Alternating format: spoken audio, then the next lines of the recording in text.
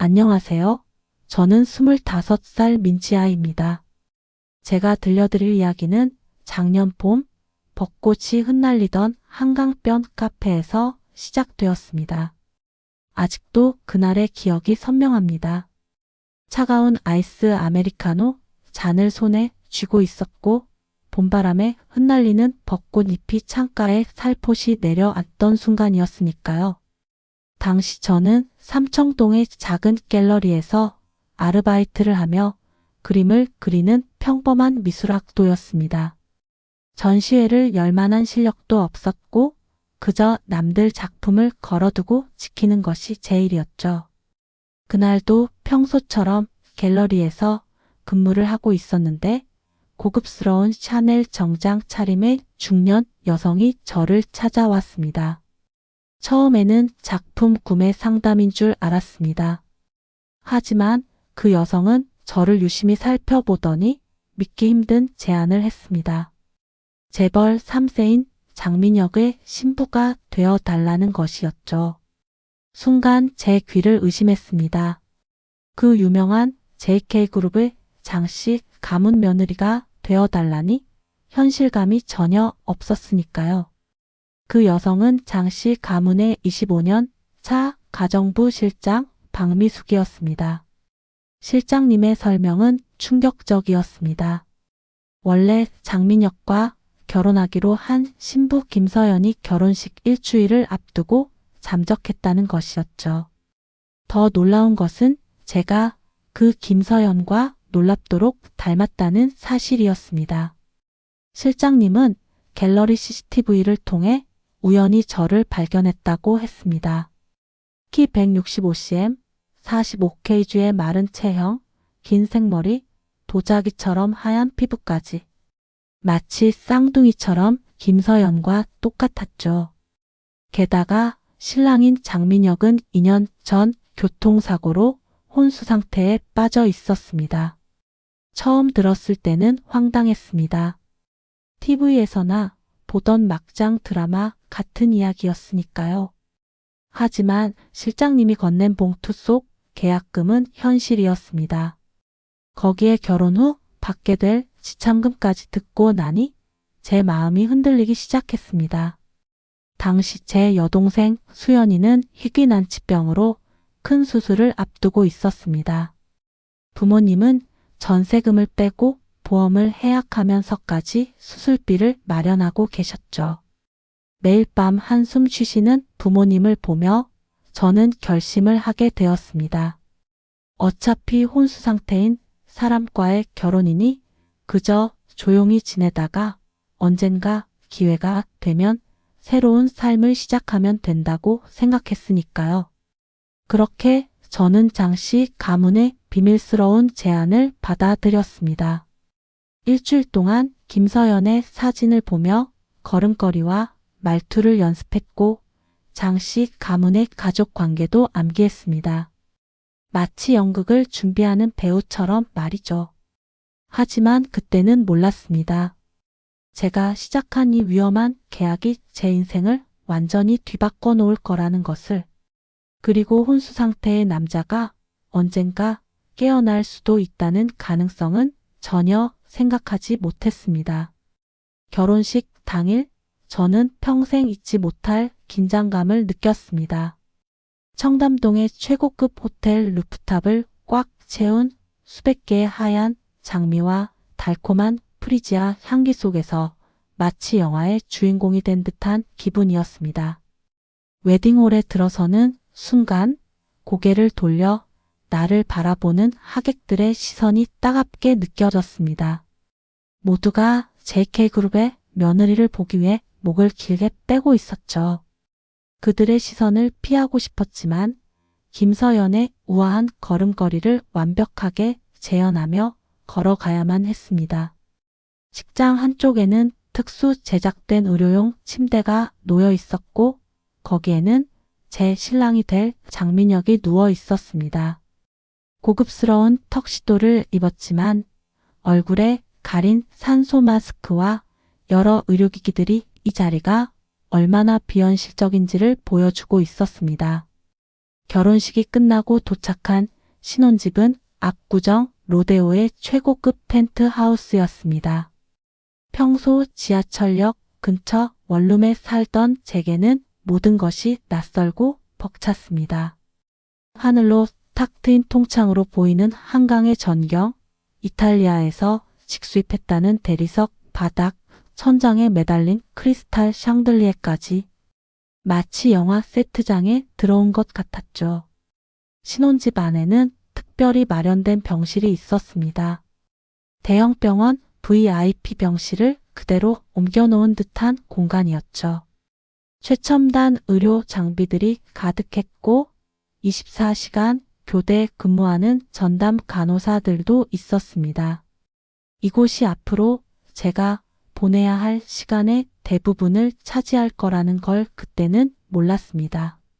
처음으로 혼자 병실에 들어갔을 때 장민혁의 모습은 제 예상과 달랐습니다. TV에서 보던 혼수상태 환자들과는 달리 마치 깊은 잠에 빠진 것처럼 평화로워 보였거든요. 검은 머리카락, 오똑한 콧날, 도톰한 입술, 분명 잘생긴 외모였습니다. 그날 밤 저는 호화로운 침실에 혼자 누워 천장을 바라보며 생각했습니다. 이제 저는 대한민국 최고 재벌가의 며느리가 되었고 이 모든 것의 대가로 제 자유를 내어주었죠. 하지만 그땐 몰랐습니다. 제가 선택한 이 길이 얼마나 예측 불가능한 방향으로 흘러갈지는요. 시아버님은 매주 주말마다 오셨고 시어머님은 거의 매일 들르셨습니다. 두 분 모두 저를 친딸처럼 아껴주셨죠. 시어머님은 특히 제가 민혁을 정성껏 간호하는 모습을 보실 때마다 눈물을 글썽이셨습니다.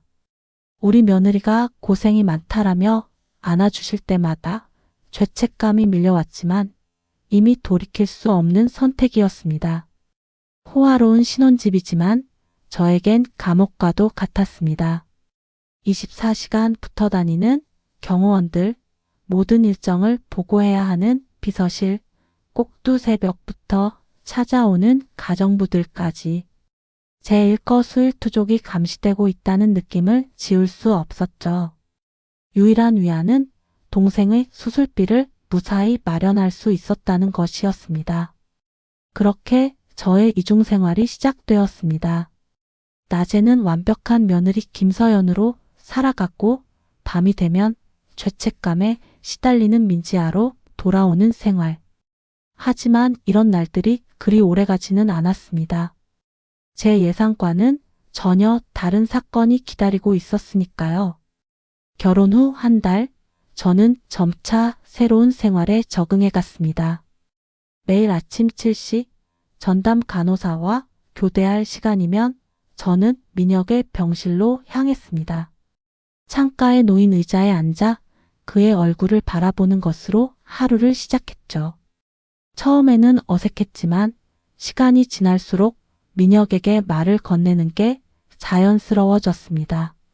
오늘의 날씨, 읽은 책의 내용, 창 밖으로 보이는 풍경까지 마치 오랜 친구에게 이야기하듯 소소한 일상을 나누었죠.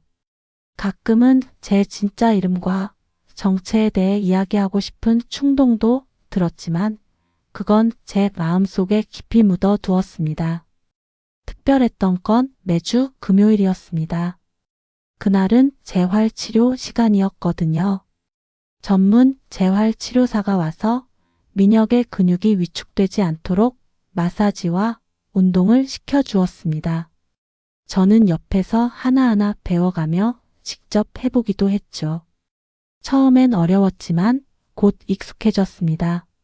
시간이 흐르면서 이상한 일이 생기기 시작했습니다. 민혁의 병실에서 보내는 시간이 점점 더 편안하게 느껴진 거예요. 그의 숨소리를 들으며 책을 읽고 조용히 그림을 그리고 가끔은 제 비밀스러운 고민을 털어놓기도 했습니다. 마치 오래된 일기장처럼 민혁은 제 이야기를 조용히 들어주었으니까요. 그러던 어느 날 저는 민혁의 손가락이 살짝 움직이는 것을 발견했습니다. 순간 심장이 멎는 것 같았죠. 의사 선생님은 단순한 반사 작용일 수 있다고 했지만 그 후로 저는 매일 그의 작은 변화를 기록하기 시작했습니다. 손가락의 움직임, 눈꺼풀의 떨림, 때로는 미세한 얼굴 표정의 변화까지. 3개월이 지났을 무렵 저는 더 이상 연기하는 것 같지 않았습니다. 아침에 일어나 민혁의 상태를 확인하고 그의 체온을 느끼며 하루를 시작하는 게 자연스러워졌거든요. 시어머님도 저의 이런 변화를 느끼셨는지 우리 며느리가 민혁이를 진심으로 사랑하는구나 하시며 기뻐하셨습니다. 하지만 동시에 두려움도 커져갔습니다. 이렇게 평화로운 날들이 계속될 수 없다는 것을 알았으니까요. 언젠가는 민혁이 깨어날지도 모른다는 생각에 가슴이 철렁했습니다. 그가 깨어나면 모든 것이 끝날 테니까요. 제가 쌓아온 이 작은 일상도 조금씩 자라난 감정도 모두 거짓말이 되어버릴 테죠. 그래서 저는 매일 밤 기도했습니다. 민혁이 영원히 깨어나지 않기를. 하지만 이런 기도를 할 때마다 죄책감이 밀려왔습니다. 제가 이렇게 이기적인 사람이 되어가고 있다는 사실이 무서웠거든요. 그러나 운명은 제 기도 따위는 아랑곳하지 않았습니다. 그리고 곧 저의 평화로운 일상은 산산조각 나고 말았죠. 결혼한 지 4개월째 되던 어느 날 저의 평화로운 일상에 균열이 생기기 시작했습니다. 그날도 평소처럼 민혁의 병실에서 그림을 그리고 있었는데 갑자기 시어머님이 들어오셨죠. 평소와 달리 표정이 심각해 보이셨습니다. 시어머님은 제가 그리던 스케치북을 보시더니 갑자기 안색이 변하셨습니다. 스케치북에는 제가 그동안 몰래 그려온 민혁의 초상화들이 가득했거든요. 잠든 그의 모습을 수십 번 담아낸 그림들이었죠. 시어머님은 그림들을 한참 보시더니 이상한 질문을 하셨습니다. 서연이는 미술을 배운 적 없다고 했었는데 순간 등줄기에 식은땀이 흘렀습니다. 김서연의 이력에는 분명 미술과 관련된 내용이 전혀 없었다는 걸 그제야 깨달았거든요. 저는 급히 독학으로 배웠다고 변명했지만 시어머님의 눈빛이 달라진 걸 느낄 수 있었습니다. 그 일이 있고 나서 주변의 감시가 더욱 심해졌습니다. 경호원들의 수가 늘어났고 제 외출은 더욱 제한되었습니다. 심지어 병실에 CCTV가 새로 설치되었다는 걸 발견했죠.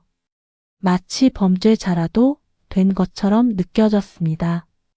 더 큰 문제는 그 즈음부터 민혁의 상태에 미묘한 변화가 생기기 시작했다는 점입니다.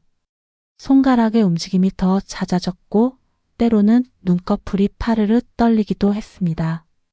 담당 의사는 긍정적인 변화라며 기뻐했지만 저는 밤마다 불안에 떨어야 했습니다. 그러던 중 우연히 시어머님과 가정부 실장님의 대화를 엿듣게 되었습니다. 김서연에 대해 다시 조사해봐. 뭔가 이상해. 차가운 시어머님의 목소리가 아직도 귓가에 생생합니다. 더 이상 안전하지 않다는 걸 직감적으로 알았죠. 도망갈까도 생각했습니다. 하지만 그럴 수 없었죠. 동생의 치료비는 아직 완불되지 않았고 계약서에 명시된 위약금은 제가 평생 갚을 수 없는 금액이었으니까요. 무엇보다 이제는 민혁을 두고 떠날 자신이 없었습니다. 매일 밤 식은땀을 흘리며 잠에서 깼습니다. 혹시 내일은 정체가 발각될까? 민혁이 깨어나면 어쩌지? 이런 생각들로 머릿속이 복잡했죠.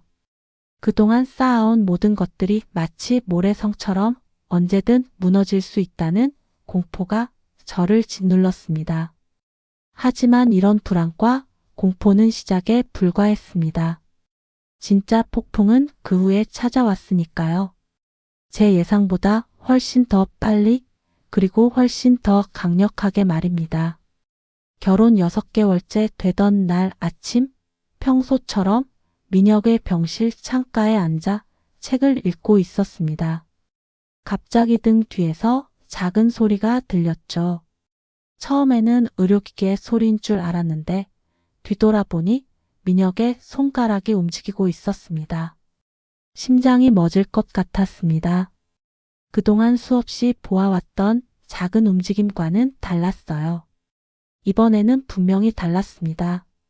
그의 눈꺼풀이 천천히 떨리더니 마침내 눈을 떴습니다.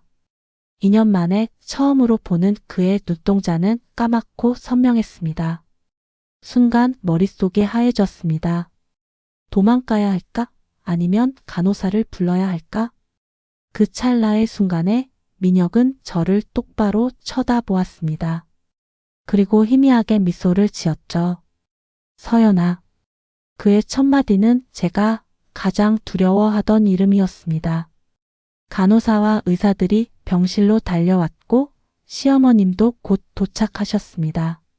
모두가 기적이라며 기뻐했지만 저는 그 자리에 얼어붙은 채 서 있을 수밖에 없었습니다.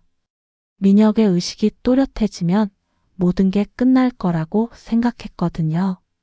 하지만 예상과 달리 민혁은 저를 쉽게 놓아주지 않았습니다. 의사와 대화를 나누는 중에도 계속 제 손을 꼭 잡고 있었죠.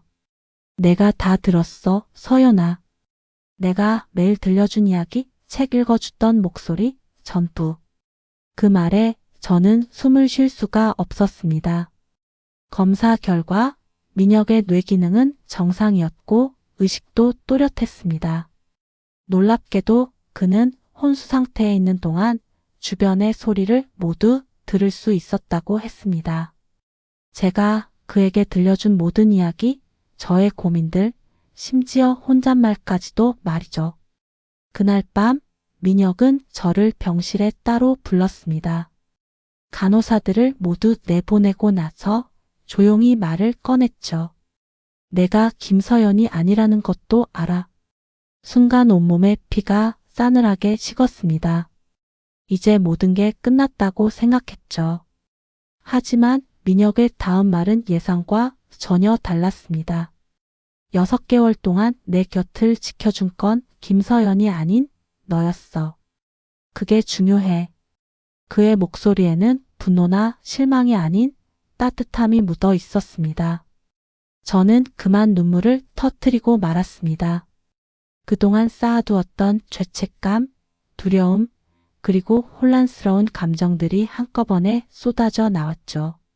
민혁은 말없이 제 손을 잡아주었습니다.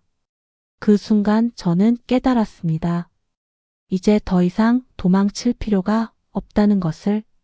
하지만 이것은 새로운 시작에 불과했습니다. 민혁이 깨어난 후 저택은 완전히 달라졌습니다. 매일 찾아오는 의료진들, 친척들과 기자들의 방문이 끊이지 않았죠.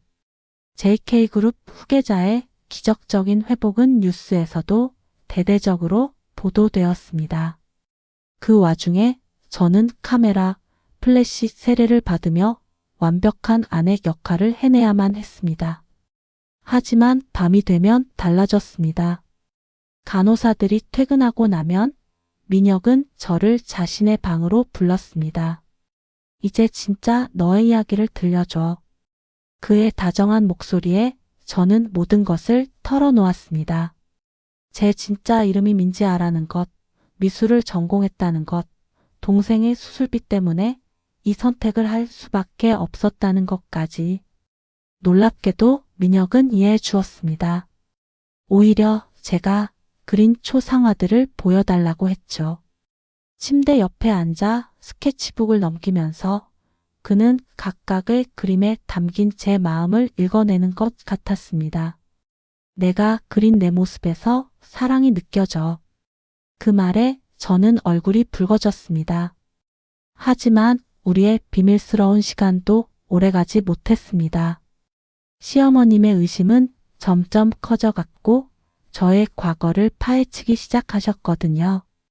어느 날은 김서연의 대학 동창이라는 사람을 데려오시기도 했습니다. 다행히 그 자리를 피할 수 있었지만 시간이 얼마 남지 않았다는 걸 직감했습니다. 민혁도 알았던 걸까요? 어느 날 밤 그가 갑자기 제안을 했습니다. 우리 도망갈래? 내가 가진 비자금으로 해외에서 새로운 삶을 시작하자. 처음에는 농담인 줄 알았는데 민혁의 눈빛은 진지했습니다. JK그룹의 후계자가 모든 것을 포기하고 저를 선택하겠다는 거였죠. 하지만 제가 거절했습니다. 도망은 해결책이 될 수 없다고 생각했거든요. 게다가 이미 제 마음 한구석에는 다른 계획이 자라나고 있었습니다. 이 모든 것을 끝낼 수 있는 어쩌면 위험하지만 불가피한 선택이었죠. 민혁은 제 결정을 존중해 주었지만 걱정스러운 눈빛을 감추지는 못했습니다. 무슨 일이 있어도 내가 지켜줄게. 그의 약속은 따뜻했지만 저는 알고 있었습니다. 앞으로 벌어질 일들은 그의 힘으로도 막을 수 없을 거라는 걸요.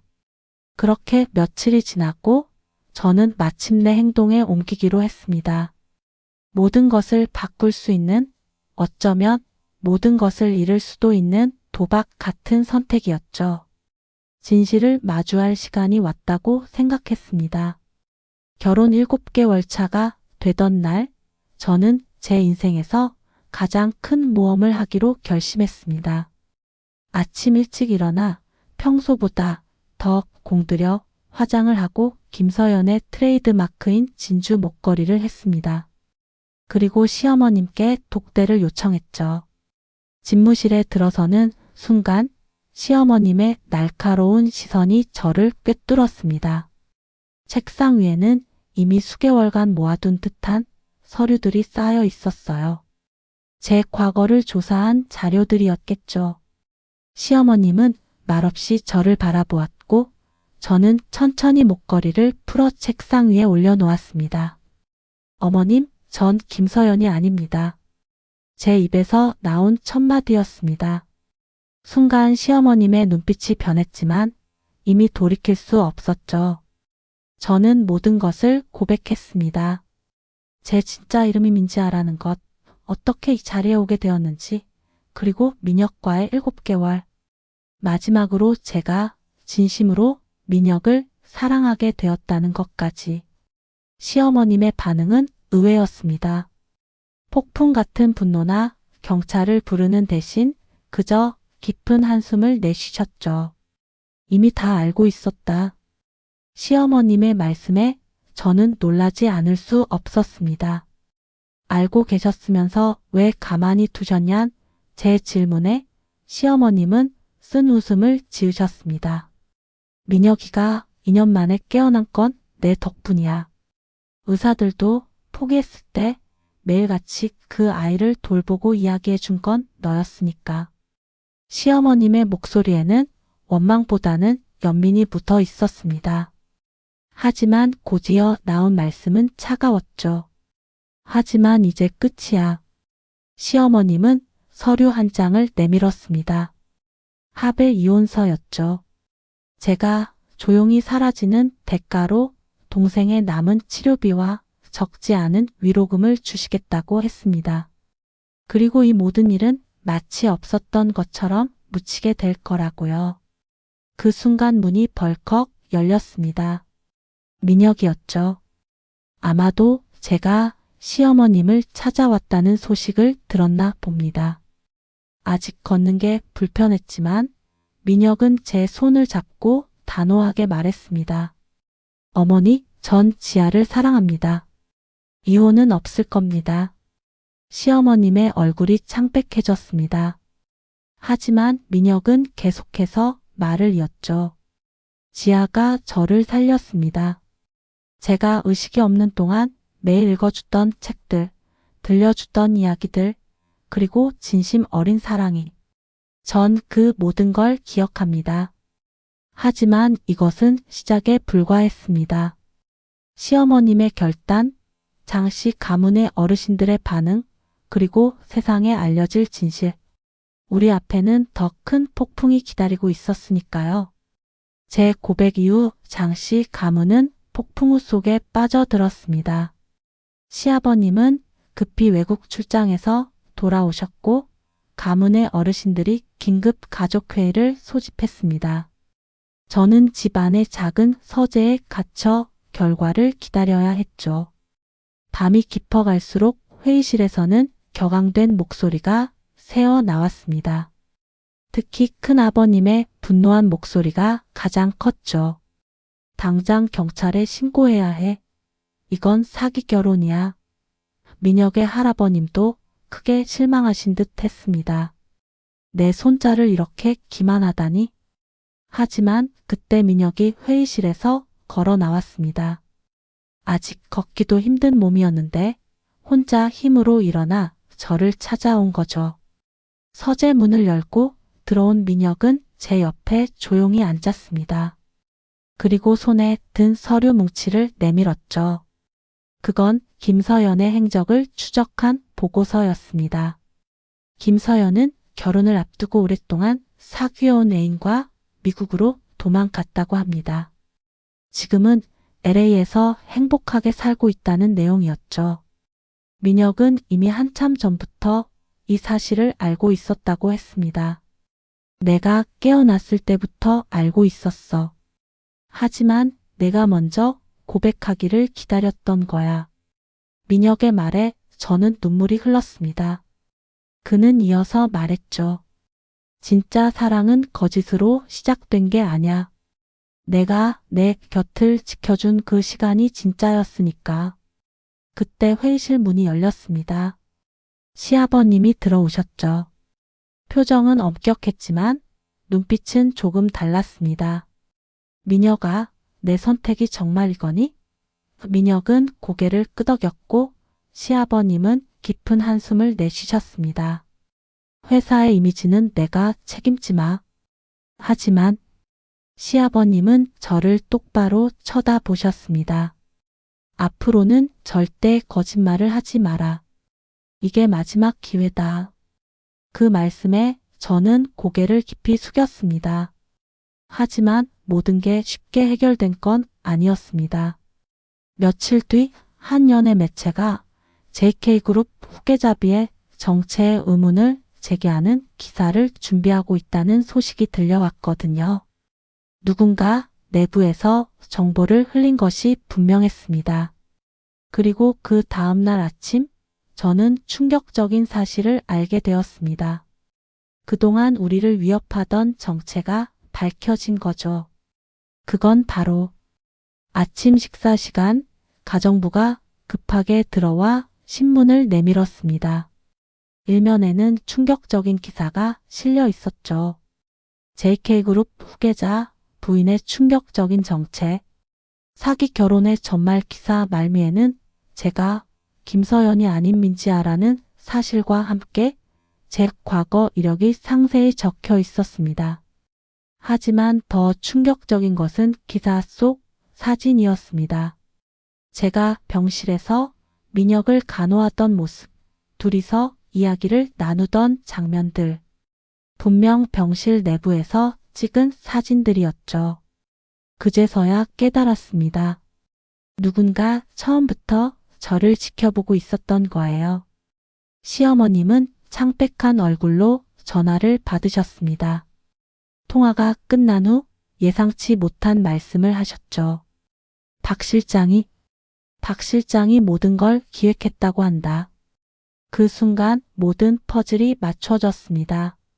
처음 저를 찾아와 이 제안을 했던 박 실장, 그녀는 김서연이 도망가기 전부터 이 모든 것을 계획했던 겁니다.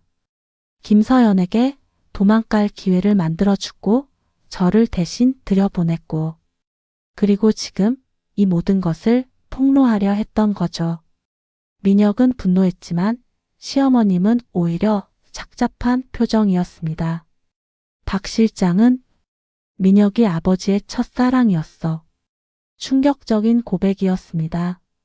25년 전 박 실장은 장 씨 가문과 결혼할 뻔했지만 집안의 반대로 무산되었다고 해요. 그 후 가정부로 들어와 이 모든 것을 준비해온 거였습니다. 하필 그때 경찰이 들이닥쳤습니다. 사기 결혼 혐의에 대한 조사를 하겠다는 거였죠. 민혁은 저를 감싸 안으며 완강히 거부했지만 상황은 점점 심각해져 갔습니다. 주요 일간지들이 이 사건을 대대적으로 보도하기 시작했고 JK그룹의 주가는 급락했습니다. 그때 민혁이 놀라운 결정을 내렸습니다. 기자회견을 자청한 거예요. 모든 걸 제가 설명하겠습니다. 그리고 민혁은 제 손을 꼭 잡았습니다.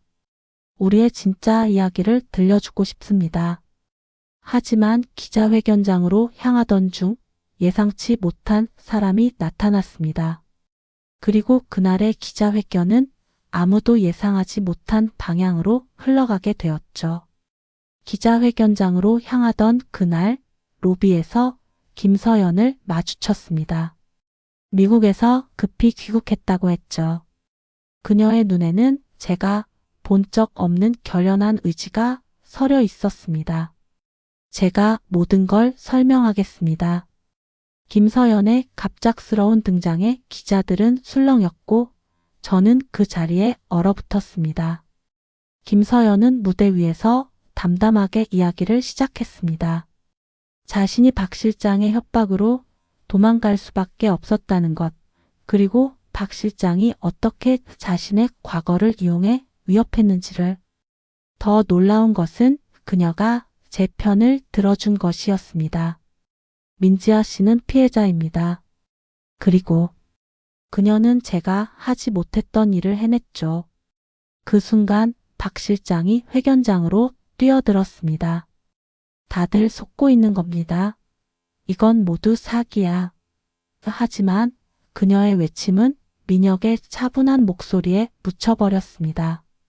민혁은 휠체어를 타고 무대에 올라와 마이크 앞에 섰죠. 제가 혼수 상태에 빠져 있는 동안 지아는 저를 깨어나게 한 유일한 사람이었습니다. 그녀의 진심 어린 돌봄이 저를 다시 이 세상으로 불러왔죠. 저는 그 모든 순간을 기억합니다. 그리고 이제는 모든 분들께 고백하고 싶습니다. 저는 민지아를 사랑합니다. 시아버님이 자리에서 일어나셨습니다. 모두가 긴장된 표정으로 지켜보는 가운데 시아버님은 나지막한 목소리로 말씀하셨습니다. 박 실장, 25년 전 우리가 저지른 잘못, 이제는 끝냅시다. 그 말씀에 박 실장은 그 자리에 주저앉고 말았습니다. 기자회견이 끝난 후 모든 언론은 우리의 이야기를 현대판 신데렐라로 보도했습니다. 처음에는 비난의 목소리도 있었지만 시간이 지나면서 많은 사람들이 우리의 진심을 이해해 주었죠. JK그룹은 오히려 이 사건을 계기로 더 투명한 기업 문화를 만들어갔고 민혁은 자신의 경험을 바탕으로 식물인간 환자 지원 재단을 설립했습니다. 박 실장은 결국 해외로 떠났고 김서연은 자신의 인생을 찾아 다시 미국으로 돌아갔습니다. 시어머님은 여전히 가끔 저를 날카롭게 보시지만 손녀가 태어난 뒤로는 많이 누그러지셨죠. 지금 저는 여전히 장민혁의 아내로 살아가고 있습니다. 하지만 이제는 가면을 쓴 채가 아닌 민지아라는 이름 그대로의 제 모습으로 살아갑니다. 매일 아침 일어나면 민혁은 제게 묻습니다. 오늘도 사랑해도 될까요? 그러면 저는 미소를 지으며 대답하죠. 네, 영원히요. 라디오를 듣고 계신 여러분, 저의 이야기가 조금은 교훈이 되셨나요? 때로는 거짓말로 시작된 일이라도 진심이 담기면 진실이 될 수 있다는 것을, 사랑은 그런 기적도 만들어낼 수 있다는 것을 저는 믿습니다. 안녕하세요. 이번에 들려드릴 이야기의 주인공 한수진입니다.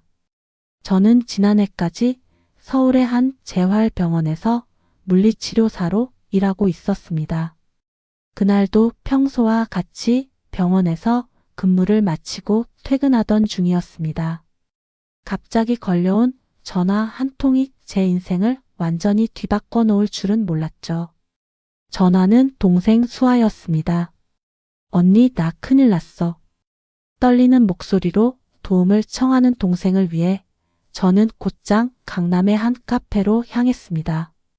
카페에 도착하자 동생은 충격적인 이야기를 털어놓았습니다.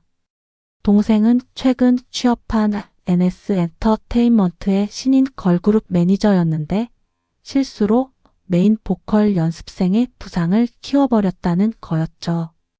데뷔를 앞둔 상황에서 발생한 이 사고로 동생은 거액의 손해배상과 함께 업계에서 영원히 퇴출될 위기에 처했다고 했습니다.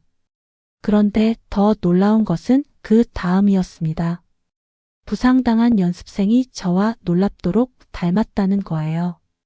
동생은 제게 솔직하게 말했습니다. 3개월만 그 연습생을 대신해달라고. 그동안 부상이 회복되면 조용히 빠져나오면 된다고요. 처음엔 당연히 거절했습니다. 하지만 동생의 간절한 부탁과 이미 10년 넘게 꿈을 위해 노력해온 연습생들의 사연을 듣자 마음이 흔들렸습니다. 게다가 제가 과거 10년간 걸그룹 연습생이었다는 사실은 동생만이 알고 있었죠. 결국 저는 동의했고 그렇게 저는 신유나라는 새로운 이름으로 살아가게 되었습니다. 하지만 이것이 단순한 대역의 이야기로 끝나지 않을 거란 걸 그때는 전혀 알지 못했습니다. 특히나 NS 엔터테인먼트의 차기 사장이자 유명 프로듀서인 남준혁이 제 비밀을 의심하기 시작하면서부터 모든 것이 걷잡을 수 없이 복잡해지기 시작했습니다. NS 엔터테인먼트 지하 연습실 거울 앞에 선 제 모습이 낯설기만 했습니다. 10년 전 포기했던 연습생 시절의 기억이 물밀듯이 밀려왔죠. 하지만 이제 저는 신유나였고 데뷔를 앞둔 걸그룹 스타더스트의 메인 보컬이었습니다.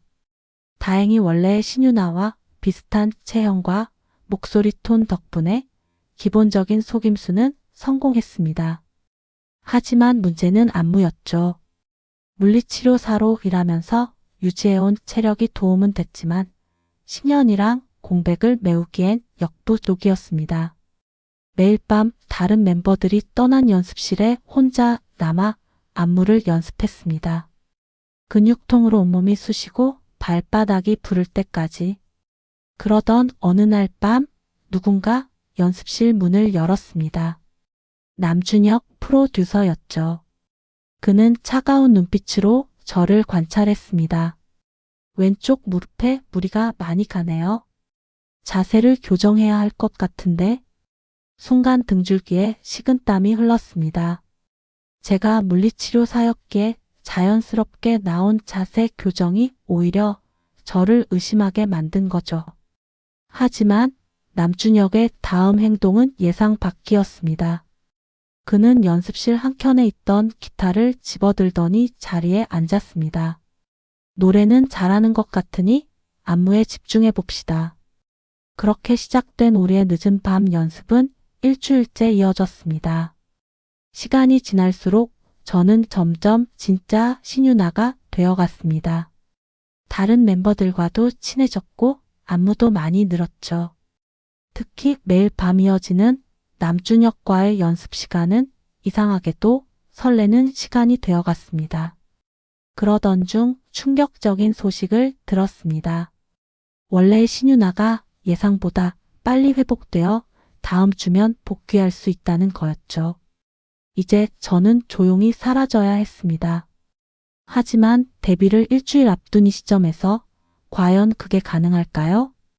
특히나 어젯밤 연습이 끝나고 남준혁이 건넨 말이 자꾸 머릿속을 맴돕니다. 유나 씨는 전과 많이 달라졌어요. 하지만 오히려 더 좋아졌다고 해야 할까요? 그의 말에 담긴 의미를 생각하면 가슴 한켠이 더욱 복잡해져만 갑니다. 데뷔가 일주일 앞으로 다가온 어느 날 예상치 못한 일이 벌어졌습니다. 연습 중 동료 멤버 지민이가 발목을 접질린 거예요.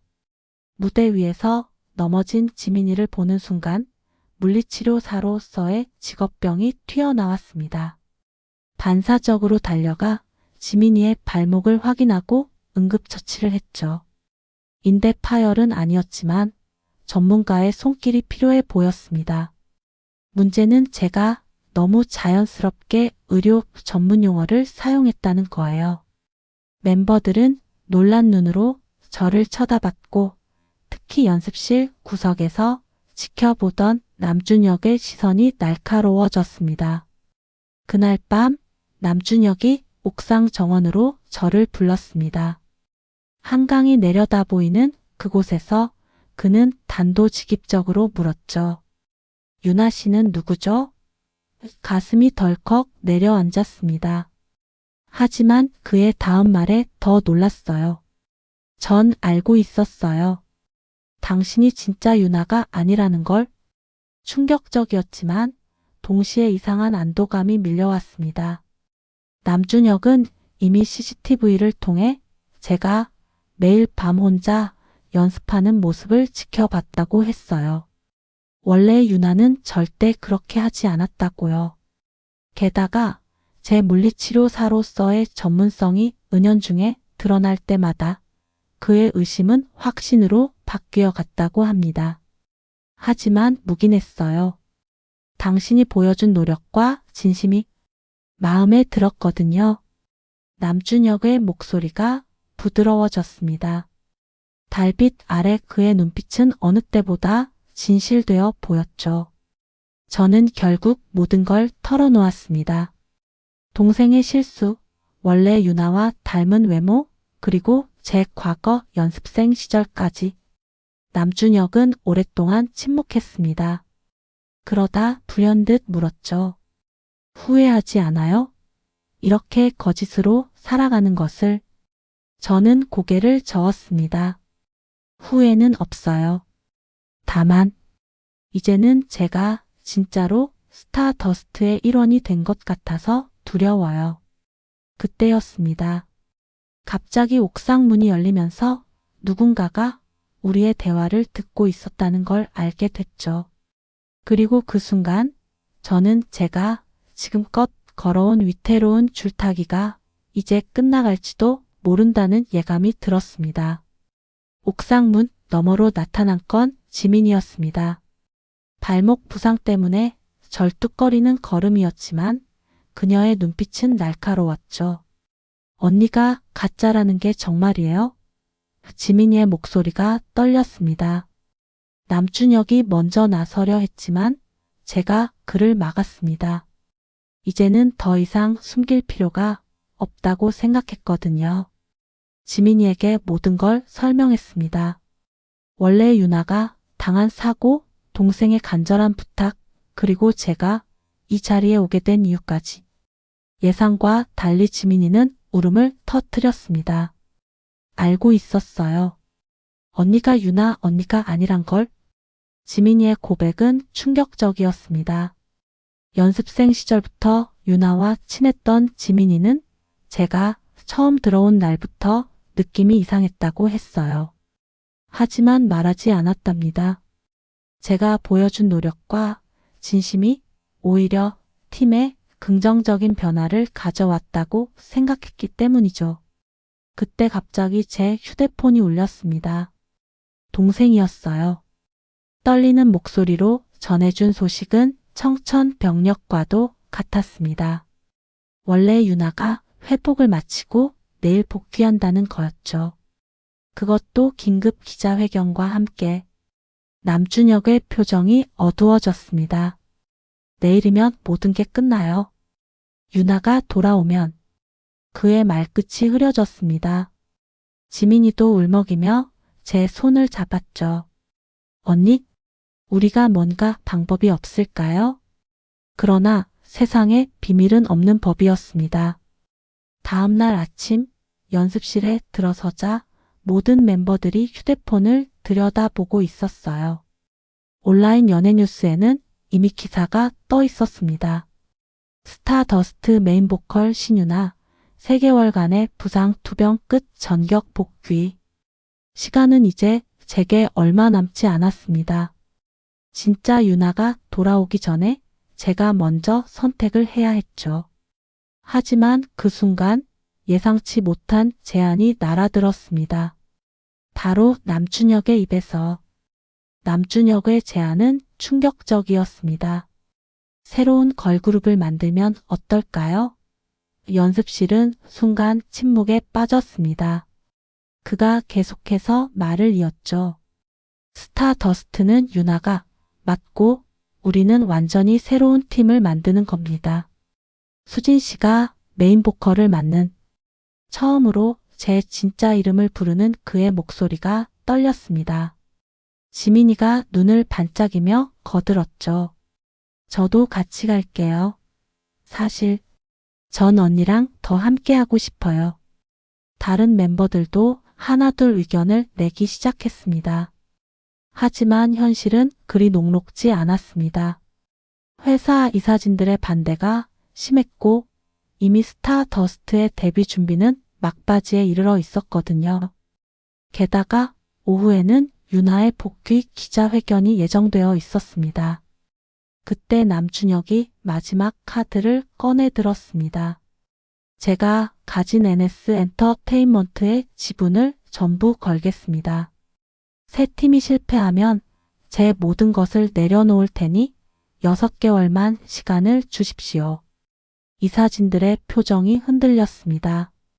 회의실을 나온 후 옥상에서 남준혁을 따로 만났습니다. 왜 여기까지 하시는 거예요? 제 질문에 그는 잠시 한강을 바라보더니 대답했습니다. 처음엔 저도 몰랐어요. 왜 가짜 유나에게 이렇게 마음이 쓰이는지. 하지만 이제는 알아요. 당신의 진심이 만든 변화를 그 어떤 거짓말도 덮을 수 없다는 걸. 그러나 운명은 또 한 번 우리를 시험했습니다. 기자회견장으로 향하던 유나가 교통사고를 당했다는 소식이 전해진 거예요. 다행히 큰 부상은 아니었지만 이 소식은 모든 상황을 더욱 복잡하게 만들었습니다. 게다가 누군가 저의 정체를 폭로하는 익명의 제보를 언론사에 넣었다는 소식까지 들려왔습니다. 시간이 얼마 남지 않은 상황에서 저는 결단을 내려야 했습니다. 그리고 그 선택은 아무도 예상하지 못한 것이었죠. 기자회견 시작 1시간 전 저는 병원으로 향했습니다. 교통사고를 당한 유나를 만나기 위해서였죠. 마주했을 때의 긴장감은 아직도 잊을 수 없습니다. 거울을 보는 것처럼 닮은 우리는 한동안 말없이 서로를 바라보았습니다. 유나가 먼저 입을 열었습니다. 미안해요. 제가 이렇게까지 일을 키워버려서. 의외의 말이었죠. 알고 보니 유나도 자신의 부상을 숨기고 싶었던 게 아니었답니다. 회사의 강압적인 분위기 때문에 어쩔 수 없이 빨리 복귀하겠다고 했던 거죠. 더 놀라운 건 유나가 저희의 상황을 이미 알고 있었다는 겁니다. 동생이 괴로워하다 유나에게 먼저 고백했다고 해요. 그리고 유나는 오히려 자신의 부상 기간 동안 팀을 잘 이끌어준 것에 대해 고마워했습니다. 그때 병실 TV에서 속보가 흘러나왔습니다. 누군가가 제보한 가짜 신유나 의혹 기사였죠. 온라인은 이미 난리가 났고 기자회견장 앞에는 수많은 기자들이 모여들고 있었습니다. 유나가 제 손을 꼭 잡았습니다. 저희가 직접 해결해요. 처음 보는 단호한 눈빛이었습니다. 우리는 서둘러 기자회견장으로 향했고 그곳에서 예상치 못한 광경을 목격했죠. 남준혁이 이미 연단에 서 있었습니다. 그는 담담하게 모든 것을 설명하기 시작했어요. 유나의 부상, 회사의 은폐 시도, 그리고 제가 대역을 맡게 된 과정까지. 하지만 그의 이야기는 거기서 끝나지 않았습니다. 오늘 저는 새로운 발표를 하고자 합니다. NS 엔터테인먼트는 두 개의 걸그룹을 동시에 선보일 예정입니다. 하나는 여러분이 알고 계신 스타더스트, 그리고 또 다른 하나는 그때 저와 유나가 나란히 무대에 올랐습니다. 기자들의 플래시 세례 속에서 우리는 서로를 바라보며 미소 지었습니다. 이제 더 이상 숨길 것도 두려워할 것도 없었으니까요. 하지만 그 순간 누구도 예상하지 못한 사람이 회견장에 나타났습니다. 기자회견장에 나타난 건 NS 엔터테인먼트의 회장 남준혁의 아버지였습니다. 모든 사람들이 숨을 죽인 가운데 회장님은 천천히 연단으로 걸어왔습니다. 그의 표정에서는 어떤 감정도 읽을 수 없었죠. 준혁아, 내가 하고 싶은 말은 다 했니? 회장님의 첫 마디에 남준혁의 얼굴이 굳어졌습니다. 하지만 그가 대답하기도 전에 회장님은 마이크 앞으로 자리를 옮기셨죠. 먼저 우리 회사의 잘못된 관행에 대해 사과드립니다. 예상치 못한 발언에 기자회견장이 술렁였습니다. 회장님은 계속해서 말씀하셨죠. 신유나 양의 부상을 숨기려 했던 것, 무리한 복귀를 종용했던 것, 이 모든 것이 제 책임입니다. 그리고는 갑자기 제게 시선을 돌리셨습니다. 한수진 양, 당신을 처음 알게 된 건 10년 전입니다. 순간 온몸이 얼어붙었습니다. 회장님은 충격적인 이야기를 이어가셨죠. 제가 연습생이었던 시절 제 담당 트레이너였던 선생님이 바로 회장님의 동생이었다고 합니다. 그분은 제가 가진 재능을 누구보다 높이 평가하셨고 데뷔를 앞두고 제가 그만두었을 때 가장 아쉬워하셨다고 해요. 동생이 작년에 세상을 떠나기 전 마지막으로 한 말이 있었습니다. 언젠가 수진이가 다시 무대에 설 기회가 오면 이번에는 꼭 지켜주라는 부탁이었죠. 회장님의 목소리가 살짝 떨렸습니다. 그제서야 모든 게 이해되기 시작했습니다. 왜 남준혁이 저의 정체를 알면서도 묵인했는지, 어떻게 이렇게 쉽게 새로운 기회를 제안할 수 있었는지, 모든 것이 회장님의 은밀한 계획이었던 거죠. 이제 우리 회사는 새로운 도전을 시작하려 합니다. 회장님이 마지막 발표를 시작하려는 순간 갑자기 회견장 뒤쪽에서 소동이 일어났습니다. 누군가가 다급하게 외치는 소리가 들렸죠. 잠깐만요. 그 이야기의 진짜 결말을 저도 알고 있습니다. 회견장 뒤에서 달려나온 사람은 저의 옛 트레이너 선생님의 딸 서지원이었습니다. 제가 연습생 시절 친했던 언니였죠. 그녀는 숨을 고르며 말을 이어갔습니다. 10년 전 수진이가 갑자기 연습생을 그만둔 진짜 이유를 아는 사람은 저뿐일 거예요. 서지원의 갑작스러운 발언에 회견장이 다시 술렁였습니다. 회장님의 표정도 미묘하게 변했죠. 서지원은 그날의 이야기를 털어놓기 시작했습니다. 당시 저는 데뷔를 일주일 앞두고 있었고 회사의 스타 연습생이었답니다.